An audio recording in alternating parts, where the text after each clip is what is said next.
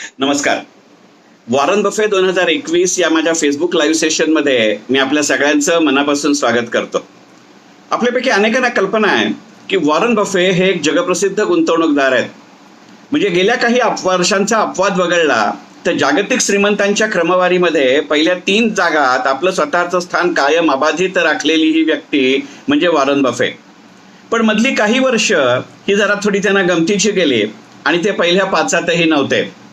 पण 2020 या कॅलेंडर वर्षाच्या अखेरीस फोर्ब्स या जगप्रसिद्ध नियतकालिकानं जागतिक श्रीमंतांची जी क्रमवारी जाहीर केली त्याच्यामध्ये वॉरन बफे पुन्हा एकदा आपल्या 10व्या स्थानावरनं 6व्या स्थानावरती आलेले आहेत. आणि आपल्याला सगळ्यांना कल्पना आहे की त्यांची ही संपूर्ण वैयक्तिक मालमत्ता तशी संस्थात्मक मालमत्ता ही त्यांच्या बर्कशायर हाथवे या कंपनीच्या माध्यमातून आली.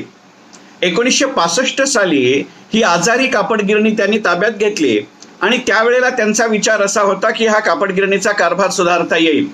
काळाच्या ओघामध्ये त्यांच्या लक्षात आलं की हे काही करता येणं शक्य नाही आणि मग आज मी तिला 1965 ते 2021 म्हणजे असा जवळजवळ 54-55 वर्षाच्या इतिहासामध्ये बर्कशायर हाथवे ही कापड गिरणी उरलेली नसेल पण अनेकविध उद्योग समूहांचं एकत्रीकरण, ज्याला आपण कॉंग्लॉमरेट असं म्हणतो, अशा प्रकारची ही कंपनी. आणि त्याचे सर्व मालक म्हणजे जवळजवळ 90% जास्त शेअर्स असे म्हणजे वॉरन बफे. आणि 2020 या वर्षामध्ये जेव्हा संपूर्ण जग करोनाचा पाठलाग करत होतं किंवा करोना जगाचा पाठलाग करत होतं आणि त्यानिमित्ताने केवळ तुमच्या माझ्या देशाची अर्थव्यवस्था नव्हे तर जगातल्या सगळ्याच देशांची अर्थव्यवस्था, कदाचित चीनचा अपवाद वगळता, ही लयास गेली असं म्हणत असताना शेअर बाजारातून आणि त्यानिमित्ताने अशा पद्धतीच्या गुंतवणूक क्षेत्रातनं पैसे मिळवणारी व्यक्ती म्हणून वॉरन बफेंचा उल्लेख केला पाहिजे. त्यांच्यावरती बोलावं तितकं कमीच आहे. आणि त्याबद्दल जर सविस्तर माहिती हवी असेल तर राजहंस प्रकाशनाने प्रकाशित केलेल्या माझ्या गुंतवणूक या पंचायतन या पुस्तकाचा उल्लेख मी नक्की करेन. माझ्या पुस्तकाच्या जाहिरातीचा कमर्शियल ब्रेक मी सुरुवातीलाच घेतला असं तुम्हाला म्हणायचं असलं तरी माझी हरकत नाही. आणि त्याचबरोबरीनं गेल्या वर्षी माझ्या स्वतःच्या चंद्रशेखर टिळक या यूट्यूब चॅनलवरती मी वॉरन बफे यांच्यावरती सुमारे 1.5 तासाचं एक भाषण केलंय, तेही आज मी तिला तिथे उपलब्ध आहे. आज हा विषय घ्यायचं कारण माझं पुस्तक किंवा माझं भाषण किंवा माझा यूट्यूब चॅनेल असं नाही. तर सालाबादप्रमाणे मे महिन्यामध्ये कोणत्याही वर्षाच्या ते आपल्या बर्कशायर हाथवे या कंपनीची वार्षिक सर्वसाधारण सभा, आपल्या मराठीत बोलायचं म्हणजे अॅन्युअल जनरल मीटिंग घेतात आणि त्यानुसार यंदाची त्यांची मीटिंग 1 मे 2021 परिपूर्ण पडली.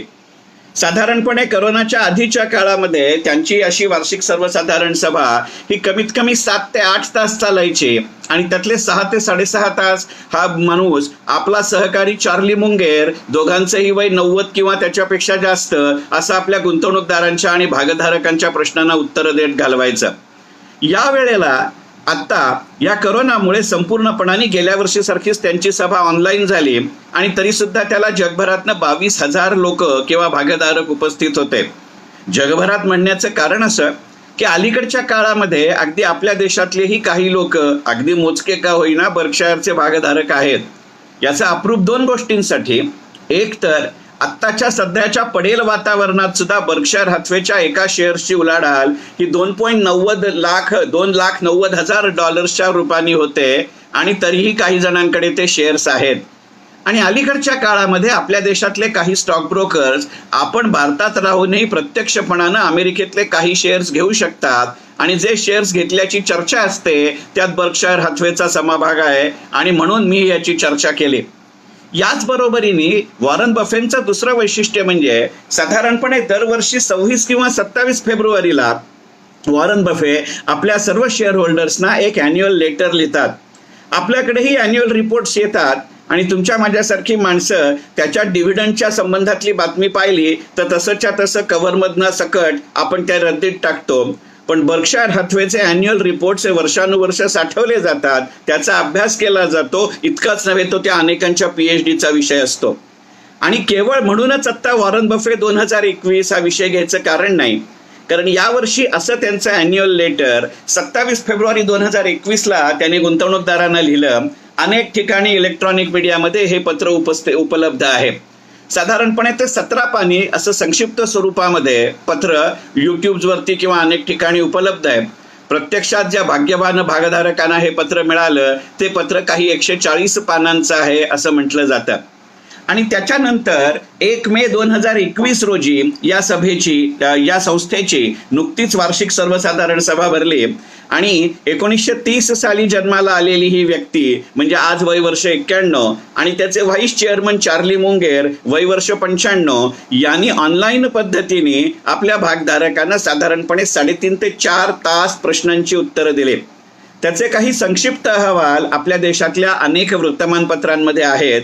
बर्कशायर हाथवेमध्ये ॲडव्हर्बेटिम किंवा शब्दशः ते उपलब्ध आहेत. आणि ते सगळं पाहिल्यानंतर मला असं वाटलं की एकंदरीतच जगभरात वॉरन बफेटची प्रत्येक कृती सगळ्यांना मान्य असते अशातला भाग नाही. कारण मुळातच आपल्या मानवी स्वभावच असा आहे की आपल्याला पटकन एखाद्याने सांगितलेली गोष्ट पटतेच असं नाही. आणि त्यातही शेअर बाजार हा मतमतांतरांचा अगदी मतभेदाचा विषय असू शकतो, मनभेदापर्यंत जाईल इतका. आणि त्यामुळे इथे मतैक्य असेल अशातला भाग नाही. गंमत अशी आहे की अगदी वॉरन बफेवरती टीका करणारे, ते कालबाह्य झालेत असं म्हणणारे सुद्धा वॉरन बफे काय म्हणत असतात त्याच्याकडे मात्र आवर्जून लक्ष देत असतात. आणि हे 2021 सालीही घडलं.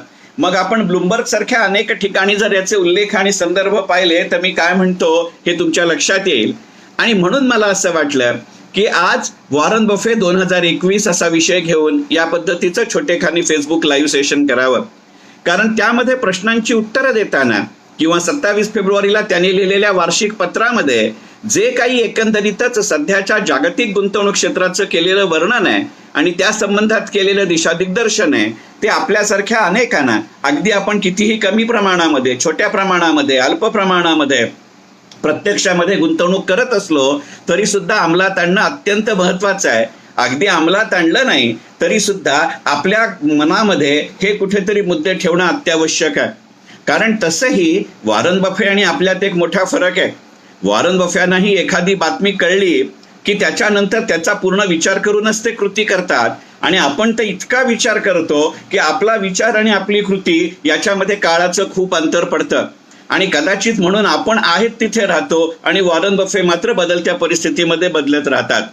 वॉरन बफेनी 1 मे 2021 या रोजी झालेल्या त्यांच्या वार्षिक सर्वसाधारण सभेत एकापेक्षा जास्त वेळा उल्लेख केलेला मुद्दा म्हणजे एकंदरीतच 2020 हे वर्ष तर आता गेलंच, 2021 या वर्षामध्ये करोनाची किती काळ आपल्याला अजून धास्ती बाळगावी लागेल आणि त्या निमित्तानं जागतिक आणि राष्ट्रीय अर्थकारणावरती किती काळ त्याची गडद छाया आणि निर्बंध राहतील हे सांगता येणं कठीण आहे.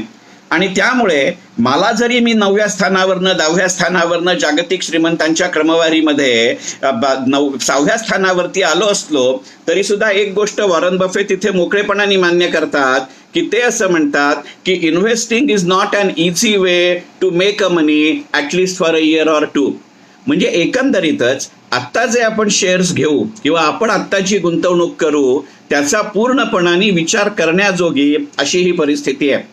एकंदरीतच शेअर बाजाराविषयी आपल्या सगळ्यांच्या मनामध्ये तसेही फार मोठ्या प्रमाणावरती गैरसमज असतात आणि शक्यतो ते क्षेत्र नको असं आपण म्हणतो. अनेक वेळेला मी माझ्या भाषणात, लेखनात गमतीने असं म्हणतो की संत तुलसीदासांच्या वेळेला आपल्या देशामध्ये शेअर बाजार नक्की नसावा.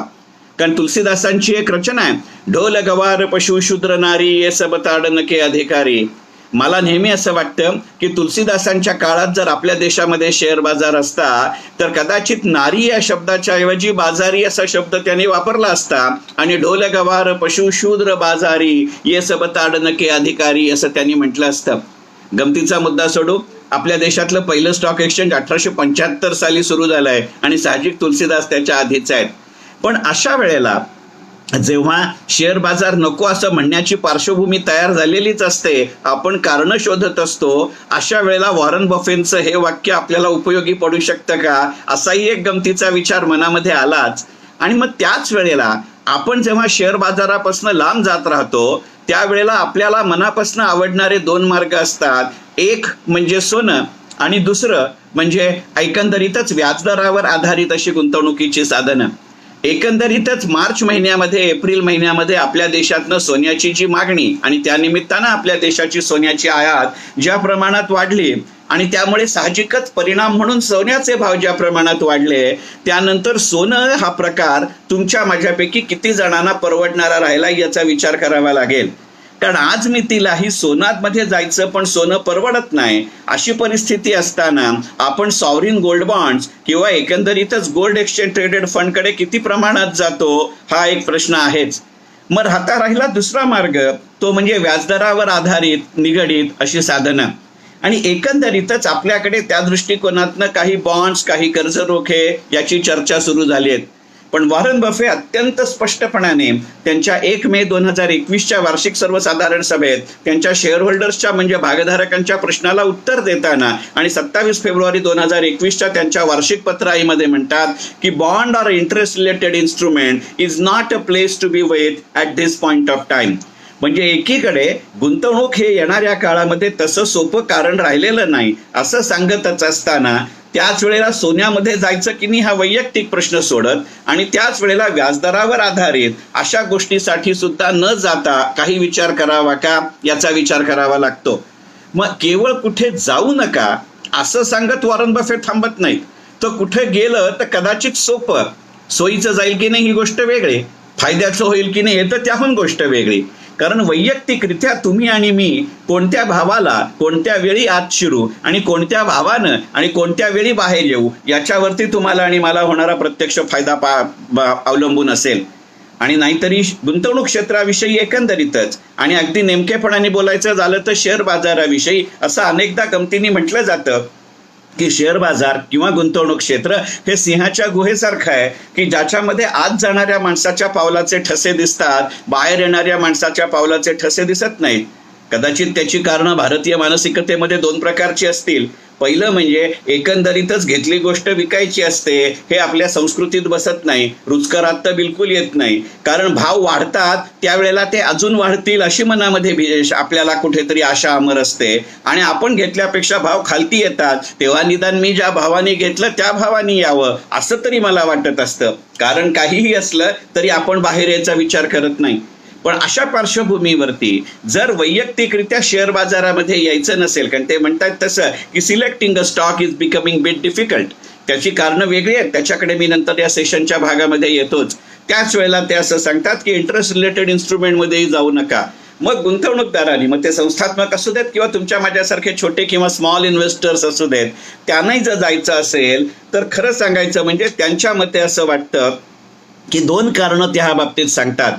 एक म्हणजे S&P 500, ते अमेरिकेचा बाजार डोळ्यासमोर ठेवून बोलतायत की S&P 500 याच्यामध्ये किंवा अशा इंडेक्स फंडामध्ये गुंतवणूक करणं हे जास्त सोयीचं जाईल. वॉरन बफे जेव्हा असं म्हणतात तेव्हा एक गोष्ट आपण लक्षात घेतली पाहिजे की एकंदरीतच अमेरिकी गुंतवणूकदार हे तुमच्या माझ्यासारखे थेटपणाने शेअर बाजारामध्ये जाऊन खरेदी विक्री करण्याचं प्रमाण अत्यल्प आहे. फार मोठ्या प्रमाणावरती ते इंडेक्स फंड्सच्या माध्यमातून किंवा म्युच्युअल फंड्सच्या माध्यमातून अशा पद्धतीची गुंतवणूक करत असतात. त्यामुळे ज्याला म्युच्युअल फंडाच्या माध्यमातून गुंतवणूक करण्याची आपल्यापेक्षा कितीतरी पट जास्त सवय आहे अशा गुंतवणूकदारांना डोळ्यासमोर ठेवून वॉरन बफेनी केलेलं हे विधान आहे, ही गोष्ट लक्षात घेतली पाहिजे. आणि दुसरी गोष्ट कदाचित अशी असावी की एकंदरीतच जेव्हा आपण म्युच्युअल फंडांकडे जातो त्यावेळेला एकापेक्षा जास्त कंपनीचा, एकापेक्षा जास्त क्षेत्राचा एकाच गुंतवणुकीतनं आपल्याला फायदा होतो आणि अशा पद्धतीचं परम्युटेशन कॉम्बिनेशन, अगदी त्याच्यासाठी काही ॲडमिनिस्ट्रेटिव्ह चार्जेस, त्यांची फी असं जरी द्यावं लागलं तरी ते फायद्याचं ठरेल. कारण एकंदरीतच आपल्याकडे पेशन्स नावाची वस्तू खूप कमी असते. आणि एकंदरीतच वॉरन बफे आणि त्यांच्याहीपेक्षा वयानं श्रेष्ठ असलेले त्यांचे सहकारी चार्ली मुंगेर यांच्याकडे असलेला पेशन्स किंवा संयम याच्याशी आपण कोणीही बरोबरी करू शकणार नाही. कारण अगदी आज सुद्धा वॉरन बफेंच्या बर्कशायर हाथवेकडे जेव्हा $14,500 कोटी कॅश ऑन रिझर्व्ह दाखवतात आणि ते असं म्हणतात की इतके पैसे गुंतवता येतील इतकी मोठी संधी नाही आणि म्हणून मग ते इंडेक्स फंडचा उल्लेख करतात का याचाही विचार करूया. अशा वेळेला त्यांच्याविषयी नेहमीच असं म्हटलं जातं की वॉरन बफे काय किंवा त्यांचे सहकारी चार्ली मुंगेर काय यांच्या पेशन्सबद्दल कधीच शंका नव्हती. यांच्यामध्ये पुरेसं ॲग्रेशन आहे का हा प्रश्न आहे. आणि अशा वेळेला तुमची आणि माझी परिस्थिती मात्र वेगळी असते. आपल्याला असली तर खूप घिसाडघाई असते, नाहीतर आपण निर्णयच घेत नाही. याचं कारण कदाचित असं असेल असं मला वाटतं कारण एकंदरीतच गुंतवणूक पंचायतन हे माझं पुस्तक लिहित असताना वॉरन बफेटवरती मी निदान 60-70 हजार पानांचा मजकूर वाचला होता. तर एक गोष्ट अशी लक्षात आली की वॉरन बफे हे मुळातच स्वभावानं दीर्घकालीन गुंतवणूकदार किंवा लॉंग टर्म इन्व्हेस्टर आहेत. तुमच्या माझ्यासारखा सर्वसामान्य मराठी मनुष्य अशाच पद्धतीचा गुंतवणूकदार असतो. आणि एकंदरीतच करोनानंतरच्या काळामध्ये अशा पद्धतीच्या दीर्घकालीन गुंतवणुकीच्या संधी नेमक्या किती आणि कोणत्या कंपन्या आपल्याला उपलब्ध करून देतील, हा प्रश्न आज मी तिला उत्तर देण्यासाठी अत्यंत कठीण असा आहे. वॉरन बफेनी गमतीने त्यांच्या पत्रामध्ये असं म्हटलंय की काही प्रश्न काही वेळेला ऑप्शनला टाकणं सोयीचं असतं, परंतु गुंतवणूक क्षेत्रात येताना असं उदाहरण किंवा असं ऑप्शनला टाकता येणं शक्य आहे की नाही माहिती नाही. कारण 1 मे 2021 त्यांनी दिलेल्या एका गोष्टीसाठी दिलेला उल्लेख असा आहे की अशा दीर्घकालीन कंपन्या कशा निवडायच्या हे फार कठीण आहे. त्यांनी वार्षिक सर्वसाधारण सभेत दिलेलं उदाहरण असं आहे की 1903 साली अमेरिकेमध्ये 2000 कार कंपन्या होत्या आणि 1903 ते 2021 या 118 वर्षामध्ये आपल्या देशात किंवा जगामध्ये, म्हणजे अमेरिकेत किंवा जगातच इतरत्र कार्सच्या वापराचं प्रमाण प्रचंड मोठ्या प्रमाणावर वाढलं असलं तरी 1903 साली ज्या 2000 अमेरिकेमध्ये कार कंपन्या होत्या त्यातली एकही कंपनी आता अस्तित्वात राहिलेली नाही. एकंदरीतच इतकी 118 वर्ष तुम्ही आणि मी व्यक्ती म्हणून जगणार आहोत का, आणि जगलो तरी इतक्या काळ आपण एखाद्या कंपनीचे शेअर्स सांभाळणार आहोत का, हा प्रश्न जरी असला तरी सुद्धा, आणि तो कितीही रेलेव्हंट असला, कितीही संदर्भ मूल्य असलेला असला तरी सुद्धा एकंदरीतच या गोष्टीकडचा विचार करणं हे महत्वाचं आहे. एकंदरीतच जून 2020 पासून एप्रिल 2021 पर्यंत मी जे सातत्याने ऑनलाईन ट्रेनिंग सेशन्स घेतली किंवा एकंदरीतच गुंतवणूक सल्ल्याचं काम केलं, त्यावेळेला जाणवलेली गोष्ट अशी होती की अगदी जानेवारी-फेब्रुवारी 2020 साली लॉंग टर्म प्रॉस्पेक्ट वाटणारी कंपनी एप्रिल 2021 मध्ये राहिलीच असं नाही, आणि उलटी ही गोष्ट होऊ शकते. कारण येणाऱ्या काळामध्ये येणाऱ्या संकटाचा विचार करत असताना आपण नेमकं कोणत्या कंपनीचा विचार करावा, हे त्या कंपनीनी स्वतःची कार्यपद्धती कशा पद्धतीनं अवलंबली याचाही विचार करावा लागतो. कारण एकंदरीतच आपल्या देशामध्ये उत्पादन हा प्रश्न नसतो, प्रोडक्शन हा प्रश्न नसतो, त्याचं वितरण किंवा लॉजिस्टिक हा प्रश्न असतो. आणि येणाऱ्या काळामध्ये जेव्हा आपण वर्क फ्रॉम ऑफिसच्या ऐवजी वर्क फ्रॉम होमकडे वळतोय त्यावेळेला या लॉजिस्टिकचं प्रमाण वाढत जातं. आपण अनेक औषधी कंपन्यांच्या बाबतीत, अनेक ग्राहकोपयोगी वस्तूंच्या कंपन्यांच्या बाबतीत असं पाहिलं की प्रश्न त्यांच्या उत्पादनाचा नव्हता, प्रश्न त्यांच्या वितरणाचा होता. याचा स्पष्ट संदर्भ देत जरी वॉरन बफे त्यांच्या सभेत बोलले नसले, कारण साहजिक अमेरिका आणि आपण आपली परिस्थिती वेगळी असते, तरी सुद्धा लॉंग टर्म कंपन्या निवडणं हे थोडं कठीण आहे. आणि त्यासाठी पूर्ण विचार करा असं म्हटल्यानंतर आपल्या देशाच्या सापेक्ष विचार करत असताना या मुद्द्यांचा विचार करावा लागतो. आणि मग अशा वेळेला अनेकदा आपण अनेक जणांच्या सल्ल्यावरती अवलंबून असतो. त्या सल्ला देणारी माणसं फार गमतीची आहेत. मगाशी मी म्हटलं तसं वर्क फ्रॉम होमच्या काळामध्येच आपल्या देशामध्ये नव्याने 63 लाख डीमॅट अकाउंट किंवा ट्रेडिंग अकाउंट उघडले गेले. डीमॅट कम ट्रेडिंग अकाउंट स्वरूपाचे असं सातत्यानं सांगितलं जातं आणि ती वस्तुस्थितीही आहे. पण एकंदरीतच अशा पद्धतीचा अकाउंट ओपन करण्यामागचं एकमेव कारण, पूर्वी ऑफिसातनं मला अशा साईट्स ऍक्सेस करता येत नव्हत्या, आता शेअर बाजाराशी गुंतवणुकीशी संबंधित साईट ऍक्सेस करता येतात, हे एकमेव कारण नसतं. तर आता मला असं अकाउंट ओपन करत असताना घरातनं तर मी साहजिक त्याच्यावरती लक्ष ठेवू शकतो आणि ही मंडळी मला सल्लाही देऊ शकतील अशी एक आशा मनामध्ये असते. पण एकंदरीतच अशा पद्धतीच्या अकाउंट्स ओपन करण्याला 1 मे 2021च्या वार्षिक सर्वसाधारण सभेमध्ये वॉरन बफे यांनी फार मोठ्या प्रमाणावरती, मी कुठच्याही कंपनीचं नाव अमेरिकेतल्या किंवा आपल्या देशातल्या घेऊ इच्छित नाही, वॉरन बफेनी मात्र जरूर त्यांच्या देशातली नावं घेतली आहेत. आणि मग ती नावं वाचत असताना आपल्या देशातल्या अनेक कंपन्यांचे संदर्भ जाणवतात. पण अशा बाबतीत सुद्धा वॉरन बफेंचा आपल्याला एक सक्त इशारा असा आहे की जॉब ब्रोकिंग फर्म्स तुम्हाला स्टॉक एक्सचेंजचे ट्रेडिंग प्लॅटफॉर्म विनामूल्य वापरायला देत आहेत, अशा गोष्टींपासून पूर्णपणाने सावध राहणं हेच जास्त सोयीचं आहे. कारण हे सरळ सरळ सट्टेबाजीला असलेलं आमंत्रण आहे. आणि एकदा सट्टेबाजीच्या विळख्यामध्ये शेअर बाजार अडकला की तो शेअर करण्याजोगाही राहत नाही आणि तो बाजारही राहत नाही, किंवा तो फक्त बाजारच राहतो, ते गुंतवणुकीचं क्षेत्र उरत नाही. हा आपल्या सगळ्यांचाच अनुभव आहे. आणि एकंदरीतच सट्टेबाजींच्या मर्जीनुसार किंवा त्या वेगानं किंवा त्या प्रमाणामध्ये आपण जरा सुद्धा आपलं गुंतवणुकीची आखणी आणि अंमलबजावणी बदलू शकत नाही. हा आजपर्यंतचा अनुभव आहे. कोणत्याही कंपनीचं नाव घेणं इथं मला उचित वाटत नाही, पण एकंदरीतच आजकाल ज्यांच्या जाहिराती आपण मोकळेपणाने अगदी समाज माध्यम म्हणजे सोशल मीडियामध्ये, इलेक्ट्रॉनिक मीडियामध्ये आणि प्रिंट मीडियामध्ये जेव्हा पाहतो त्याचा विचार केला पाहिजे. यावेळच्या त्यांच्या सभेचं एक महत्वाचं वैशिष्ट्य असं आहे की साधारणपणे वॉरन बफे त्यांना विचारलेल्या प्रश्नाचं उत्तर टाळतात असा प्रसंग सहसा येत नाही. यंदाच्या त्यांच्या 1 मे 2021च्या सभेमध्ये तो आला आणि तो असा अपवाद आहे म्हणून या सेशनमध्ये मी घेतोय अशातला भाग नाही. आपल्या देशामध्येही जसं झिरो बेस्ड ट्रेडिंगचं किंवा अशा पद्धतीच्या फ्री ट्रेडिंग प्लॅटफॉर्मची चर्चा अलीकडच्या काळात होतीये, तशी आपल्या देशात आजकालच्या काळामध्ये क्रिप्टो करन्सी किंवा बिटकॉइन्स यांची सुद्धा चर्चा वाढली आहे. वॉरन बफेनी ज्या प्रश्नाचं उत्तर देणं टाळलं असा विषय म्हणजे बिटकॉइन्स किंवा क्रिप्टो करन्सी असा आहे. मी मगाशी म्हटलं तसं $14,500 कोटी इतकी ह्या कंपनीकडे कॅश ऑन रिझर्व्ह आहे. आपल्या देशाच्या अनेक राज्यांचा एकत्रित GDP एवढा नाहीये, हा लक्षात घ्या. त्यामुळे एका भागधारकांनी वॉरन बफेनं असा प्रश्न विचारला की मग हे $14,500 कोटी नुसते कॅश ऑन रिझर्व्ह म्हणून तुमच्याजवळ ठेवण्यापेक्षा काही प्रमाणात तरी बिटकॉइन्स किंवा क्रिप्टो करन्सीमध्ये का गुंतवत नाही? वॉरन बफेनी ह्यातले दोन्ही प्रश्न म्हणजे मी का गुंतवत नाही याचंही उत्तर दिलं नाही आणि बिटकॉइन विषयी तुमचं मत काय याचंही उत्तर दिलं नाही. पण चार्ली मुंगेर यांनी मात्र या प्रश्नाचं उत्तर दिलं आणि अत्यंत रोखठोक दिलं. थोडं कदाचित जी माझी या विषयातली मतं आहेत त्याच्याशी ते मिळतं जुळतं आहे म्हणून मला ते उत्तर आवडलं का मला माहिती नाही.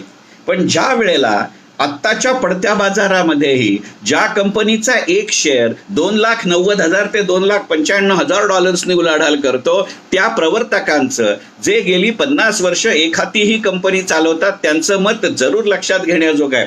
आपले मतभेद होऊ शकतात, पण या क्षेत्रामध्ये असंही मत आहे हे लक्षात घेणं हे खरं शेअर बाजारात यशस्वी होण्याचं कारण असतं. चार्ली मुंगेर असं म्हणले की बिटकॉइन किंवा क्रिप्टो करन्सी हे तत्वच मला मान्य नाही. कोणतीही ॲसेट नसताना the financial product coming out of a thin air असं त्यांनी बिटकॉइन आणि क्रिप्टो करन्सीचं वर्णन केलंय. आणि दुसरं म्हणले की याच्यामध्ये फक्त संकल्पनात्मकच प्रॉब्लेम आहे, अशातला भाग नाही.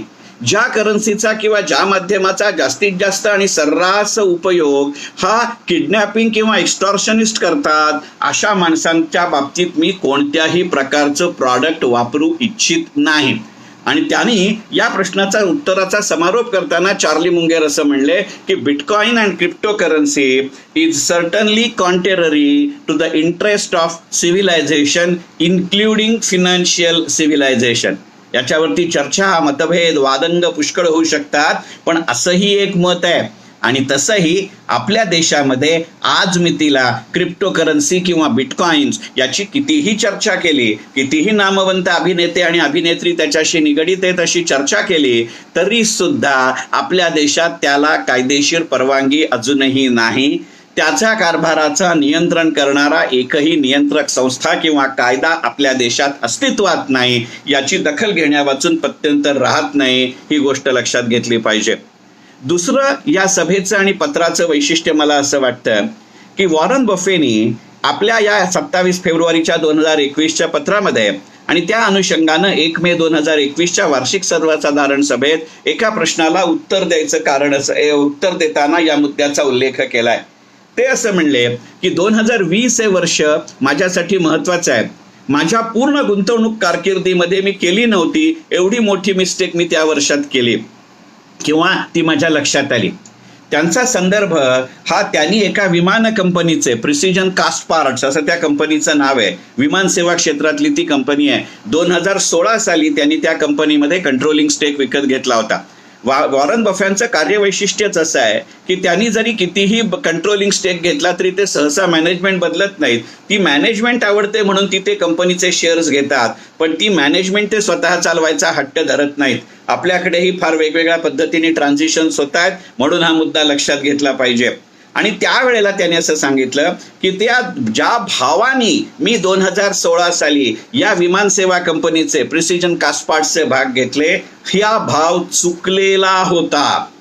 मग कल्पना करा, इतकं मोकळेपणाने सांगतात. ते म्हटली कंपनी घेण्यात चूक नव्हती, पण 2020-2021 या 2 वर्षामध्ये एकंदरीतच विमानसेवा कंपन्यांवरती जे निर्बंध आले, मग ती प्रवासी वाहतूक असेल किंवा ती मालाची वाहतूक असेल. माझ्या अनेक भाषणांमध्ये मी त्याचा संदर्भ देतो. JRD टाटांवरती RM लालांनी बियॉन्ड द ब्लू माउंटन म्हणून एक पुस्तक लिहिलंय. त्याच्या 134व्या पानावर खालनं 7वी ओळ आहे. त्याच्यात JRD टाटांचं एक वाक्य कोट केलंय. JRD टाटा त्या वाक्यात असं म्हणाले की if you are carrying a cargo it can be lost but it can't be delayed, but if you are carrying a passenger then he can be delayed but he can't be lost. आणि 2020 आणि 2021चा अद्यापचा काळ आपण असं पाहतोय, ना माणसांची वाहतूक मोठ्या प्रमाणावर करता येते, ना मालाची वाहतूक मोठ्या प्रमाणावर करते. त्यामुळे विमानसेवा कंपन्यांची काय गडबड आहे हे आपल्या देशातही आपण अनुभवतोय.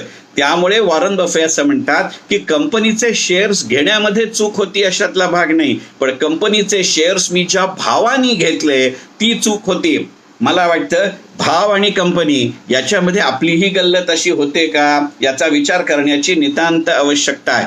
कारण शेवटी तुमची आणि माझी क्षमता ही वॉरन बफेंसारखा आपला चुकलेला निर्णय इतका काळ सहन करण्या एवढी होल्डिंग कपॅसिटी आपली नसते, ना आपली तेवढी फिनान्शियल कपॅसिटी असते म्हणजे वित्तीय क्षमता असते, ना आपली तेवढी सायकोलॉजिकल कपॅसिटी म्हणजे मानसिक क्षमता असते. अशा वेळेला इतक्या मोकळेपणाने वॉरन बफे सारखा मनुष्य स्वतःची चूक मान्य करतो, तेवढे आपण चूक मान्य करू शकतो का? आणि एकदा चूक झाली हे मान्य स्वतःशी केल्यानंतर त्याच्याबद्दल त्यातनं त्या गुंतवणुकीतनं कितीही नुकसान झालं तरी बाहेर पडण्याचा आपण प्रयत्न करतो का किंवा बाहेर येतो का हा प्रश्न आहे. मला आजही आठवतं पॉल फिशरचं एक जुनं पुस्तक आहे आणि त्याचा काही प्रमाणामध्ये संदर्भ बेंजामिन ग्रहॅम यांच्या इंटेलिजंट इन्व्हेस्टर या पुस्तकातही आहे. मगाशी माझ्या स्वतःच्या गुंतवणूक पंचायत या पुस्तकाचा मी उल्लेख केला, त्यातलं पहिलंच प्रकरण बेंजामिन ग्रहॅमवरती आहे. तर बेंजामिन ग्रहॅम असं म्हणले ते की अशा पद्धतीची चूक मान्य करणं आणि त्यातनं बाहेर येणं हे इतकं आपल्याकडे अपवादात्मक आहे की असं होणं हे आपण इन्व्हेस्टमेंट इल्युजन समजतो. आणि वॉरन बफेनी या पत्रामध्येही उल्लेख केलाय, सभेमध्येही उल्लेख केलाय आणि एरवीही ते सांगतात की investing illusions can continue for a surprisingly very long time. तर अशा इन्व्हेस्टमेंट इल्युजन्स नेमक्या आपल्या बाबतीत 2020 मध्ये काय झाल्या किंवा 2020 पर्यंत काय झाल्या याचा विचार करायला उद्युक्त करणारी कंपनी किंवा कारण म्हणजे वॉरन बफेंचं हे पत्र आणि सभा आहे असं मला वाटतं. आणि म्हणून आजचा विषय वॉरन बफे 2021. आजच्या सत्रामध्ये समारोप करत असताना एक मुद्दा घ्यायचा मला मोह टाळता येत नाहीये आणि तो म्हणजे एकंदरीतच बायबॅक ऑफ शेअर्स या विषयी त्यांनी दिलेलं मत.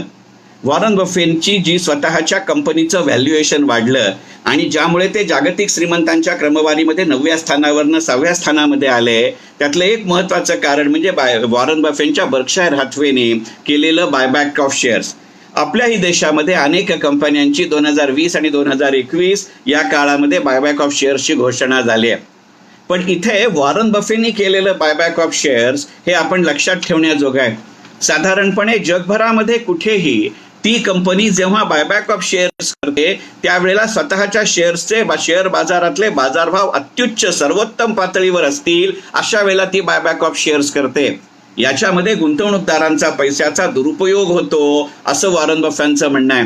आपल्या शेअर्सचे बाजारभाव तुलनेनं खाली आल्यानंतर बर्कशायर हॅथवेनी मोठ्या प्रमाणावरती आपल्या स्वतःच्या शेअर्सचं केलेले बायबॅक याचा विचार केला पाहिजे. एकंदरीतच आपल्या देशातही ज्या पद्धतीचे बायबॅक ऑफ शेअर्स होतात याचा विचार केला पाहिजे. 27 फेब्रुवारी 2021च्या पत्रामध्ये आणि 1 मे 2021च्या बर्कशायर हॅथवेच्या वार्षिक सर्वसाधारण सभेत किंवा AGM मध्ये बोलताना एकंदरीतच बर्कशायर हॅथवे आणि वॉरन बफे यांचा असलेला इन्व्हेस्टमेंट पोर्टफोलिओ आणि त्यातल्या 4 महत्त्वाच्या क्षेत्रांचा विचार केला तर मला वाटतं ती तुलना आज आपल्या देशातल्या शेअर बाजाराचं स्वरूप आणि त्यानुसार तुम्ही आणि मी आपल्या गुंतवणुकीविषयी स्वतःच्या गुंतवणुकीविषयी विचारात घ्यायचे मुद्दे याही दृष्टीने महत्त्वाची ठरते. आज जर पाहिलं गेलं तर वॉरन बफेंच्या बर्कशायर हॅथवे मधला सगळ्यात मोठा वाटा किंवा हिस्सा हा इन्शुरन्स कंपन्यांचा आहे. जगातली सगळ्यात मोठी इन्शुरन्स कंपनी नॅशनल इंडेमनिटी, याचा 90% शेअर्सचा वाटा हा वॉरन बफेंकडे आहे. एकंदरीतच वॉरन बफेंच्या बर्कशायर हॅथवेची गुंतवणूक योग्य रक्कम किंवा इन्व्हेस्टेबल सरप्लस ही मोठ्या प्रमाणावरती इन्शुरन्स कंपन्यातनं येत असते. जेव्हा आपल्या देशामध्ये LICच्या IPOची चर्चा आहे, जेव्हा आपल्या देशाच्या 1 फेब्रुवारी 2021च्या अर्थसंकल्पामध्ये आपले माननीय अर्थमंत्री निर्मलाजी सीतारामन असं म्हणतात की येत्या सध्या सुरू असलेल्या आर्थिक वर्षामध्ये, म्हणजे 1 एप्रिल 2021 पासून सुरू झालेल्या आर्थिक वर्षामध्ये 2 बँका आणि 1 इन्शुरन्स कंपनी या सरकारी क्षेत्रातल्या कंपन्यांच्या खाजगीकरणाचा प्रस्ताव पुढे नेण्यात येईल किंवा प्रक्रिया पुढे नेण्यात येईल. त्यावेळेला वॉरन बफेंच्या पोर्टफोलिओमध्ये इन्शुरन्स हा सगळ्यात महत्त्वाचा क्षेत्र आहे, याचा विचार केला पाहिजे. दुसरं त्यांच्या पोर्टफोलिओतलं सगळ्यात महत्त्वाचं क्षेत्र आहे ते म्हणजे रेलरोड किंवा लॉजिस्टिक्स. आत्ता ज्या पद्धतीने ऑक्सिजन सिलेंडर्सची आपण ऑक्सिजन एक्सप्रेस चालवतोय हे त्याचं उदाहरण आहे. ज्यांनी माझे ट्रेनिंग प्रोग्राम्स आणि इन्व्हेस्टमेंट ॲडवायझरी सर्व्हिसेस घेतलेत त्यांना आठवत असेल की कंटेनर कॉर्पोरेशन ऑफ इंडिया हा शेअर्स मी जानेवारी 2020 पासून सांगतोय, आणि आजही तुमच्या लक्षात आलं असेल की अगदी सप्टेंबर 2020 ते एप्रिल 2021 एवढी जरी तुलना केली तरी मी सांगितलेले 60 शेअर्स आपल्या देशाच्या शेअर बाजाराच्या निर्देशांकापेक्षाही जास्त पटीने वाढले, आणि त्यातला एक कंटेनर कॉर्पोरेशन ऑफ इंडिया आहे. म्हणजे एकंदरीतच त्याच्यामधला रेलरोड हा इथे विषय आहे. एकंदरीतच हे क्षेत्र समजून घ्यायचं असेल तर वॉरन बफेंबद्दलचं माझं गुंतवणूक पंचायतांमधलं प्रकरणही नक्की वाचा, आणि ज्यांना इतरत्रही वाचनाची आवड आहे त्यांनी आयन रँडचा ॲटलास श्रग्ड वाचायला हरकत नाही. गमतीची गोष्ट म्हणजे तिसरा मुद्दा, ज्या IT सेक्टरच्या कंपन्यांपासनं पूर्णपणाने वॉरन बफे बराच काळ लांब होते, म्हणजे त्यांच्यावरची सगळ्यात मोठी टीका ती होती, पण अलीकडे मायक्रोसॉफ्टचा बिल गेट्स त्यांच्या बोर्डावर आल्याचा परिणाम असेल किंवा त्या दोघांची वैयक्तिक आयुष्यातली मैत्री वाढल्याचा परिणाम असेल, आज जर त्यांच्या व्हॅल्यूच्या दृष्टिकोनातनं विचार केला तर तिसऱ्या क्रमांकावरती बर्कशायर हॅथवेच्या पोर्टफोलिओमध्ये असलेली कंपनी ॲपल. आपल्याला सगळ्यांना कल्पना आहे की ॲपल ही IT सेक्टरमधली कंपनी असली, टेलिकम्युनिकेशनमधली कंपनी असली तरी त्याचं स्वतःचं असं वेगळं स्थान आहे. याची सिमिली जर आपल्या देशामध्ये वापरायची झाली तर जे पारंपरिक पद्धतीचं हार्डवेअर सॉफ्टवेअर नेटवर्किंग करतात त्याच्यापेक्षा जे वेगळ्या पद्धतीचं data mining, data analytics, games, ॲप्लिकेशन्सचा विचार करतात त्या कंपन्या जास्त चालतील का याचा विचार करू. आणि म्हणून ज्यांनी माझी ट्रेनिंग सेशन्स किंवा ॲडव्हायझरी सर्व्हिसेस घेतलेत त्यांना आठवत असेल मी सातत्यानं विप्रो किंवा इन्फोसिसपेक्षा TCS किंवा पर्सिस्टंट सिस्टमचा उल्लेख करतो. याचं कारण हे आहे, आणि म्हणून कदाचित वॉरन बफेंची ही सभा आणि हे पत्र मला महत्त्वाचं वाटलं असावं. आणि चौथं क्षेत्र या क्षेत्रातलं असलेलं आहे आणि ते म्हणजे एनर्जी. आणि हे एनर्जी हे क्षेत्र आपल्या देशामध्ये कशा पद्धतीनं निगडीत होतं किंवा सुलझतं हे पाहणं महत्त्वाचं वाटतं. एकंदरीतच फेसबुक लाईव्ह सेशन किती काळ करायचं याला काहीतरी मर्यादा असली पाहिजे. म्हणून हे सेशन संपवताना मी एकंदरीत इतकंच म्हणेन की वॉरन बफे 2021 असा विचार करत असताना त्यातली किती धोरणं आपल्याला लागू पडतात आणि निदान आपल्याला विचाराला उद्युक्त करतात हे पाहणं महत्त्वाचं वाटतं. वॉरन बफे 2021 या माझ्या या फेसबुक लाईव्ह सेशनचा समारोप करत असताना मला आशा आहे की ज्या पद्धतीनं किंवा ज्या उद्देशानं मी हे सेशन केलं तो तुम्हाला पटत असेल. माझ्या प्रत्येक मताशीच तुम्ही सहमत असलं पाहिजे असा माझा जरासुद्धा दुराग्रह नाही.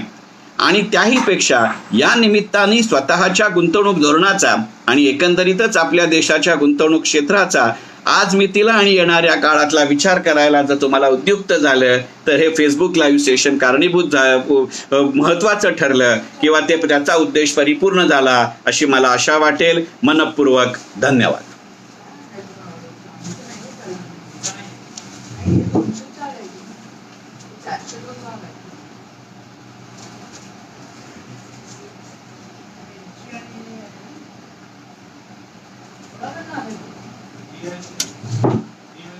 जरा हळू बोला ना.